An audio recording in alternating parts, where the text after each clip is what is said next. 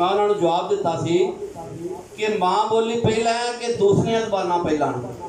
कह लगे जी माँ बोली पहला है, मदर लैंग्वेज पहले है, ते फिर इंग्लैंड की मदर लैंग्वेज किहड़ी अंग्रेजी, चाइना की मदर लैंग्वेज किहड़ी अंग्रेजी, ते सिर्फ सानू ही अपनी माँ बोली नाल वैर है। इसलिए ये इन्फीरियरिटी कंपलैक्स एहसास से कम तरी और कुछ नहीं कि अपनी जुबान के नाल वैर पाया जा रहा है। दोबारा लिख पंजाबी, पढ़ पंजाबी, बोल पंजाबी, बोल मिठड़े मिठड़े रस बरीचे माँ बोली दे बोल। माँ बोली विच हीर दा किस्सा, यूसुफ दी तफसीर दा किस्सा, राजे दी तकदीर दा किस्सा लिखिया, वारिस पीर दा किस्सा लिखिया, वारिस पीर दा किस्सा। सोने हरफ पंजाबी वरतों किते ना आवे झोल।